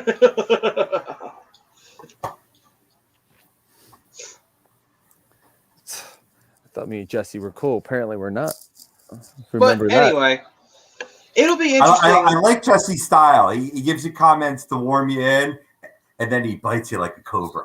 I like it. He's fiery. It's like, I agree with you all the time, Jesse, but I like your style. Oh, absolutely. Love Jesse. What do they call that in the covert world? They call that the honeypot. Voluntary Game 7. Because you know what? It's true. Whether the Ducks wanted to or not, they'll always find a way to find a Game 7, even after Bruce Boudreau left. I love Kim with the deal. Our YouTube fan base is fantastic. I love our YouTube fan base. Hit us up with money tips on their comments. Can't thank you guys enough for what you bring to the shows. No, absolutely. And that includes you too, Roscoe. Don't worry. You drive me bonkers, but you're in there. All right, so the Facebook crowd needs to step it up, though. With that, got a little down tonight. Yeah. With that, though, guys, I do believe. What was it? We were going to do our 3 stars, right? What up, Kev? Yeah, I think that'd be a good time to bust that out. We got a few people in the YouTube chat. They can let us know which of these stories they think is the number 1, the number 2, or number 3 star of the week. Yeah, I like it. And Kevin Dixon joining us too. I know he'll let us know. What's up, Kev? Kev, haven't seen your lady friend lately. Where's she at? She don't love us no more? Sorry, did I say that wrong? No, I was saying, who that? I'm like, a lady friend. I'm like, yeah. Ease up. Easing up. Are you trying to ease up? Are you trying to ease up like Carter Hart was trying to ease up on Taryn Hatcher in that pre-recorded video for pregame live tonight? Where what was it? What did I say, Maddie? She asked him how tough has it been? The challenges, the differences playing, in the COVID pandemic scenario, and he said, well, it's really tough for a single guy to go back and forth from the ring and not be able to go anywhere else. I'm talking, man. Talk about laying hints, man. Hashtag it. Yeah, but you know what? Carter brings up a great point. It is not easy being single in this situation right now. Correct. It really isn't. But I'll go first if we're going to do 3 stars, and it's actually going to be that situation. Carter Hart is my star of the week because he had the balls to, whether it was on purpose or not, to essentially hint at least at Tara Nasher, yo, I'm single. What's up, girl? Dude, You know, did a little flyby. not even. Just be like, yo, what's up?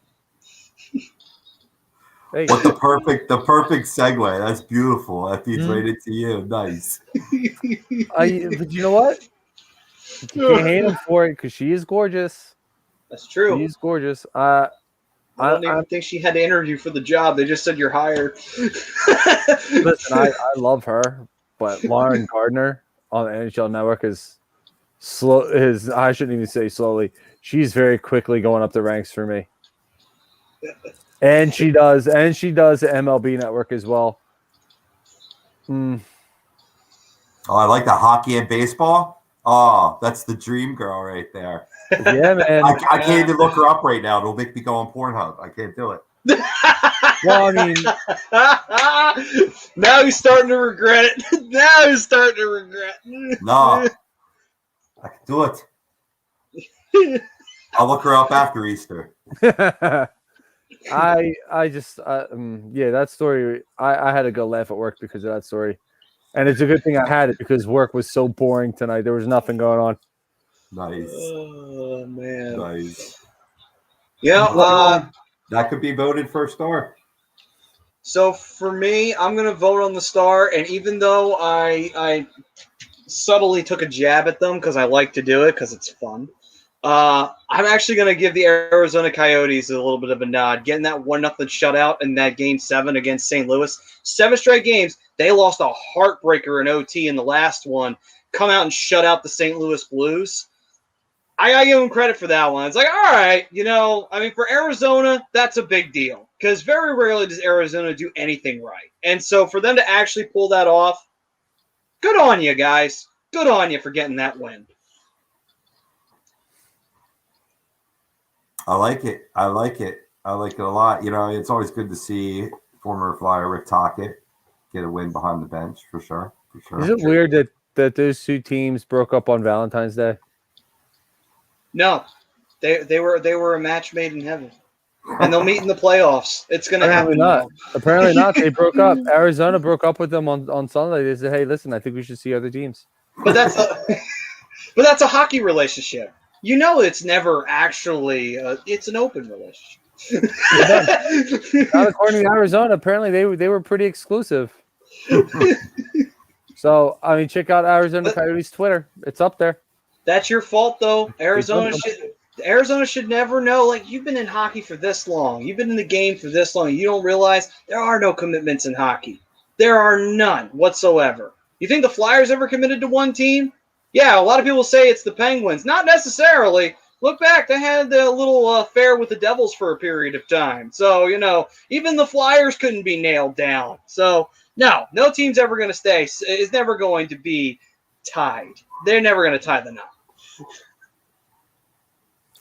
Oh, no. I'm just going by what the Arizona Coyotes organization said, and they said that they were breaking up with them. They dumped them. Ah, well, either way, they dumped them hard. They did not. They don't take rejection. They have that 1-0 shutout. Did they dump them like, Tyler Toffoli dumped the Vancouver Canucks? Is it like that? Yeah. No, I don't think it was that bad. That was a nasty breakup. That's where like you break up, and then whenever you're around your ex, you whip out your new girl and you just start humping her in front of them. That's exactly what I was thinking. Like with 7 goals on the Canucks this year, I believe was the last I saw. That's the situation where you show up at like a restaurant or a bar or something. You see your ex she's by herself. You got your new girl next to you. And you start making out with her at the bar and hoping that she sees him. That's exactly what that is. Yes, sir. Add a little salt in the wound. You buy her a drink, just so that she has to look and see it going down. Right. Well, that doesn't set up very well. Unlike the other segue, for mine, it's a wholesome kind of story coming somewhat from outside of the sporting world. This individual was a former college PR admin from New Orleans, but I'm nominating Chris Yandle this week as number one star of your week.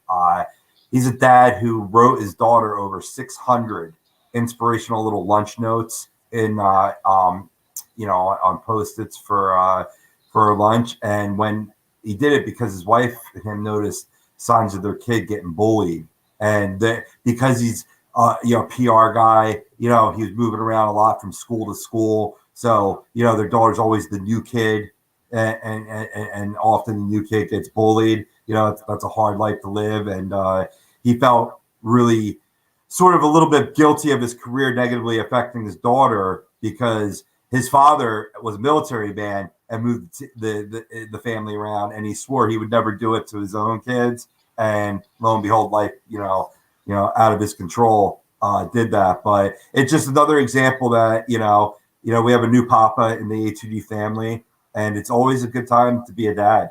Yandle took it to another level, though. And I mean, it got national attention, the story. I got the story off CBS News, so just, I love hearing the good news, because, so many people are negative in this world. That's why I love being on the show, because, sometimes maybe I or Maddie are faulted for being too positive. Not so much Maddie. He's been ripped in the Flyers. I maybe I could be the new peaches and cream of the show for the Flyers, but I don't think you need to be negative to be effective and be entertaining. And I think we prove that every week, boys. And it's just, good to see, Joe Public, like Chris Yandle, get recognized like on that level. No, absolutely. It takes, how's the saying go? It takes a special type of person to be a dad. Yeah. It's one thing to be a proud dad. It's tough, like mentally, but like, just, it's easy to always just be there for your kids. It really is. Even when you're mad at them, it's easy. Just wanted to do a quick timeout. Speaking of that topic, Prism's daughter, apparently it was her B-day today, and she turned 5. So happy birthday to Prism's little girl. Happy 5th birthday. Happy birthday, little Pris. I'm going to the Twitter right now to drop some love. Should we say Prisa? Because it's a daughter? I don't know. I'm just throwing it out there. Little I don't Pris. know. All right. I don't know. Little I don't know. Pris. I wanted to get it right because it's important. But anyway.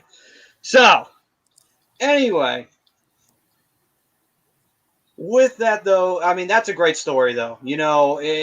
Obviously, everybody goes through a lot of, a lot of situations in life. But, one of the things that a lot of people say that changes their lives forever is being a parent, and being a father, being a mother, and it changes you for the better most of the time, and people, maybe they were making mistakes, but then when they started becoming a parent, they shaped up and they fixed themselves because they started, realizing that there's something way more important than themselves, and everything. And just to hear something like that, that's great, and to see that a parent, is doing everything they can for their child is always a pleasant thing to hear. Oh God, Pris, you're raising her right if she's watching Child's Play already. Nice. There you go. Chucky's actually a distant relative of mine, but that's just because we're gingers. But anyway, so it's I kind of see a resemblance there, Maddie. I know. Actually, when we did a Halloween special on this show way back in the day, back when we were in the basement, I actually made a little intro for the Halloween show, and my sound clip was Chucky, and Rob's was Buffalo Bill. So do you remember the basement days, guys? Like that feels like so long ago. That's right. Look where we are eons now. Eons ago. I had I still didn't. I still didn't. I still have that same bald spot I have now. Anyway. I used to wear a bandana too every single show. I used to wear a freaking red bandana every single show, looking like a fucking stoner, even though I'm not. Metal Matt, it's the only reason why we're friends. I thought you had some weed to sell. Kind of disappointing, right? But then I made up for it with the hockey thing. Anyway. Yeah, I knew you were cool as mud. Anyone who could talk 4 hours of hockey is good in my book. And there's 2 gentlemen on the show that can do that. Yep. I talk 8 hours of hockey all day at the hockey store. So yes, you do. Yes, you there do. you go. You've honed your skills even further. Living the dream. Living the dream. Oh. Speaking of dreams, let's wrap this up so I can go have one. All right, then. See, senor. Let me see if there any comments. Anybody that you know, you can always let us know. Comment after the show or whatnot. You think is first, second, third star. We got Carter Hart with his smooth stylings hitting on one Taryn Hatcher. We got the Arizona Coyotes 4 again, Maddie. 1-0 shutout on the St. Louis Blues after a long 7-game stretch of games. Absolutely, a great accomplishment. St. Louis Blues playing well, and for me, Chris Yandle, Father of the Year. Taking care of making sure his daughter, keeps a good mental attitude in the face of bullying, which is a big time problem in this world. So, absolutely. Yep. Absolutely. We got to stomp that up. Yeah. And Jesse, yeah, pure hockey. So let's one last thing before we go. Prism had this one last thing. Y'all think that the Canucks are going to give up on Adam Gaudette soon? Feels like a good buy low project. He seems to be on the outs. I feel like he could be a good reclamation project.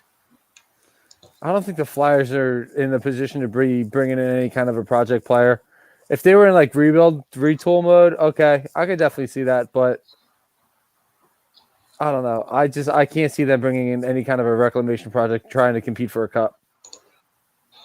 Here's Prism's ranking. Yandle story 1. Arizona getting the 1-0, 3 on the Hart. I'd take my happy birthday back. Jeez. I'm just kidding. I would never do that. I was going to say, third star is still an honor. There's no losers in this game. That's why I think it's going to be a great segment for us moving forward. It's positive. It's about positive news, and there are no losers. Yes. Yeah, but in the same breath, it takes a lot of balls to hit on a girl like Taryn Hatcher. Hey, listen, I sure as hell wouldn't do it. But when you're Carter Hart, though, there ain't much that you need to worry about. You just simply say, I play for the Flyers, and you love the Flyers. That's all you got to do. That's all you got to do. It was only that simple, Maddie. That's not going to get her to drop her panties right away. I rethink my stance. I think the statement was made as a cover. I think they're already knocking it. I think it's already happening. Jesse, the Cherry Hill one? Hold up. I may have. Depending on the day, Jesse, I may have been there. Me and Jesse may have passed each other. And you didn't flag him down? Shame on you, bro. I don't know what Jesse looks like. Still, you need to know these things. Jesse knows what I look like. He should have flagged me down. Oh, Exton. Yeah, I don't work at that one. I work at the one in Cherry Hill. Almost. All right, guys. So we thank everybody for tuning in, joining us. Obviously, Priz, Jesse, Kev, everyone. Eileen earlier. Literally, anyone who was just watching, didn't even comment, we love you all the same. You guys make this show all that much more fun to do, and you are the lifeblood of A2D, and not just this show, but every other show that we have on here. Without you guys, we are nothing. We literally are nothing without you. And at the end of the day, if you do like this show, and we hope that you do if you're coming back, I hope, and if you want to support us and you want to support the other shows in the station as well, where can they go to do that, Brian? Head over to phillydrinkers.com. You can get all your merch there. We got the Nike hoodies that are starting to ship out now, which even Alex at phillydrinkers.com is saying it's the best hoodie you'll ever have.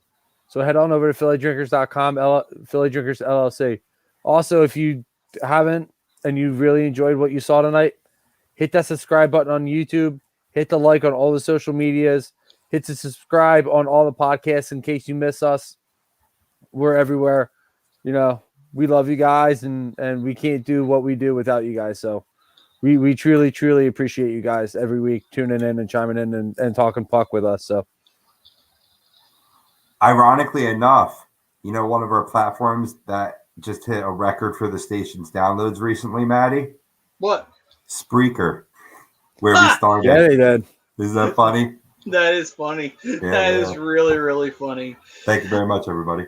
Yeah, and Rob, great point. You know, the audio platforms. Also, you can find us Spreaker. You can find us on Spotify, iTunes. We are everywhere. We are literally everywhere.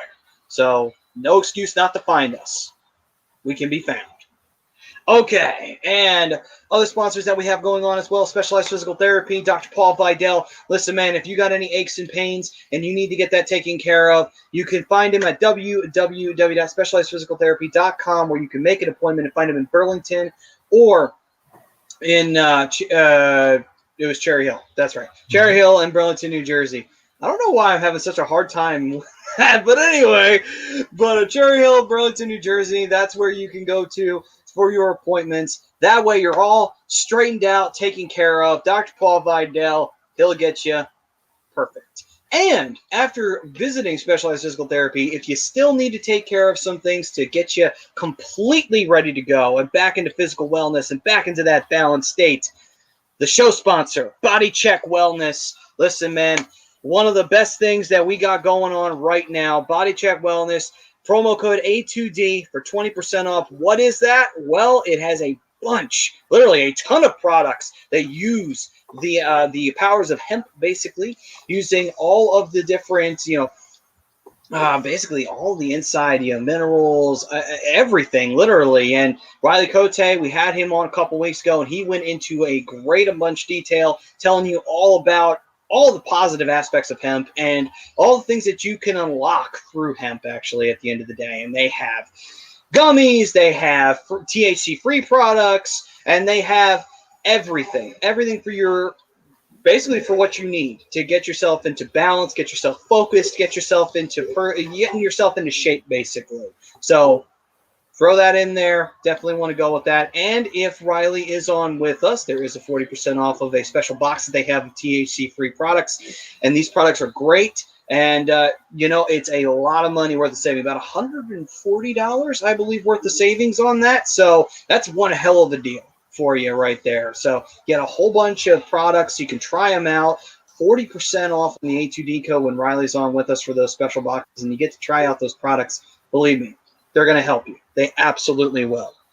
And Riley will be on with us some point in the near future. He'll be on with us once a month. Yes, absolutely. And so, Priz, I am not going to be available for Fan Friday. Rob, Bri, are you guys going to be able to? I probably will. I'll probably be on. Cool. I'll at least be in the comments. You know what I mean? Depends on the work schedule. Depends on how much I get done tonight. So I still have a few more hours to go there. Gotcha. Yeah. All right. And along with that, also anybody who has anyone who's struggling with mental issues and as well as substance abuse, 856-651-8117, the Counseling Center at Sunrise Detox. Do not waste time. Make sure that that's taken care of for either a loved one or a really close friend that you don't want to see go down a really bad path. Or if you yourself are suffering right now, you don't have to suffer. Give them a call, and they'll take care of you. They'll help you out. And along with that as well, one last final shout-out to All Campus OC, who did get hit by a fire in Ocean City. They do have a GoFundMe. You can contribute to that as well as thoughts and prayers. We want to try and help them get back on their feet because they did get damaged by that fire. We don't know the extent of it, but anything that you can do to contribute to that will definitely help them, and that'll be great because they've done a lot for us, and we want to give back to them, and hopefully we can in some way for them. All right, then. So with that all being said, guys, thank you all for joining us. I am Matt Satsuni, along with the Darkwing Brian Daly. and the broken one, Rob Povia. Peace out, Sub Scouts. My eyes are about to close. We will see you guys next week right here on A2DRadio.com. And everybody out there in Philadelphia Nation, tomorrow is a new day. Wake up, smile, and remember, the Flyers are going to play the Bruins. And we're going to fucking win. There we go. We're going to throw that positive vibes out there. Fuck the negativity. Flyers will beat the Bruins. I'm glad you brought it back there because I described how the game could go, and I never gave a formal prediction, and I think that they will. I think these young Flyers are going to surprise some people on Sunday. All right, then. That's what I'm talking about. Positive vibes as we close out today's show. Tomorrow's a new day. Sunday's going to be fun, and we can't wait to get there for Lake Tahoe. Flyers, Bruins, great old rivalry that we've seen this year. See if we can change that trend, and we will. We will! We'll see you guys next week right here on A2DRadio.com. Peace and love, everyone.